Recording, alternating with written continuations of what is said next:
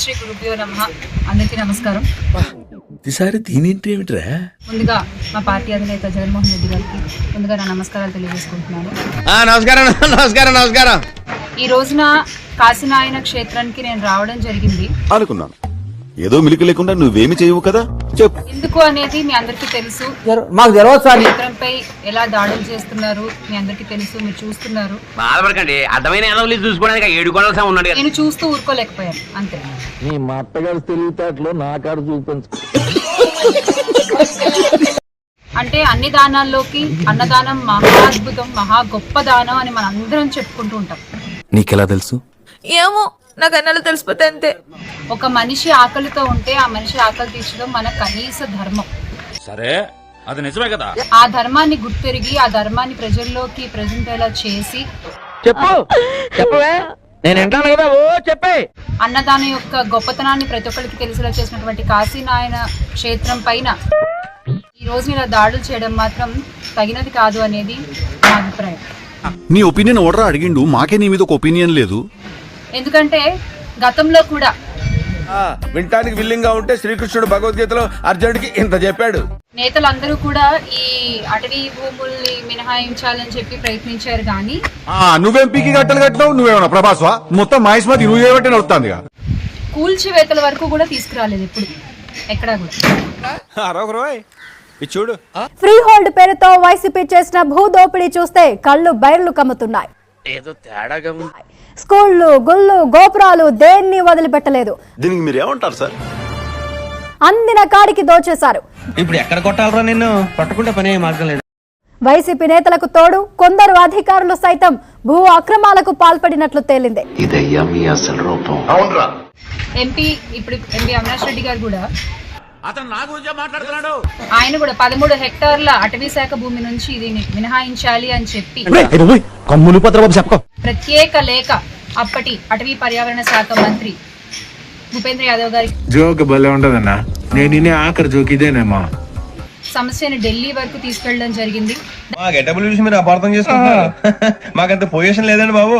దానికి మినహాయింపుగా ఈ భూమి ఇచ్చినందుకు గాను దానికి 2 భూమి మేము కూడా మీకు కేటాయించగలము అని చెప్పి ఓడిపోయిన వాళ్ళందరూ ఇట్లాంటి సూత్రాలే చెప్తారా? ఆయన దీనికోసం ఫైట్ చేయడం జరిగింది. అవునా నిజమా?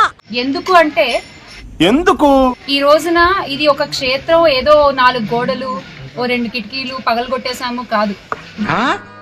ఏంట్రైడు నటిస్తున్నాడా? ఇది చాలా మంది భక్తుల మనోభావాలతో కూడుకున్నటువంటి ఒక సమస్య. జనం మీద ఏదో ప్రేమ వలకపోస్తున్నట్టు ఏం యాక్ట్ చేస్తున్నావురా?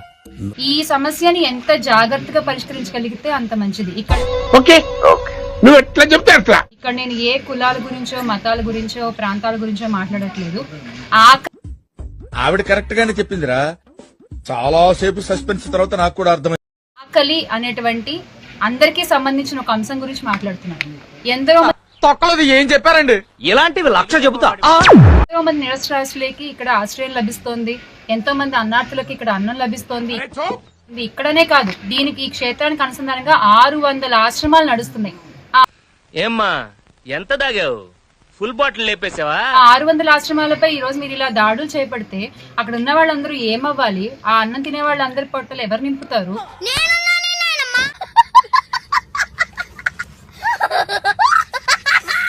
₹1 ఆశించకుండా, ₹1 తీసుకోకుండా అన్ని ఉచితంగా ఇక్కడ ఇస్తున్నారు. ఉచితంగా. మేబీ అదొక కారణంగా దీన్ని ఏమన్నా పడగొట్టేయాలని చూస్తున్నారా? అమ్మా సావిత్రి, వెళ్ళిపోయి బతికిపోయావు గానీ లేకపోతే నా చిట్టు చెల్లి గట్టి కాంపిటీషన్ ఇచ్చింది. హిందూ ధర్మాన్ని పరిరక్షిస్తాను, నేను హిందూ ధర్మ పరిరక్షకుడిని అని చెప్పుకునేటువంటి పీఠాపురం అనుకున్నా. అడు తిరిగి నా మీదగా వస్తాడు అనుకున్నా.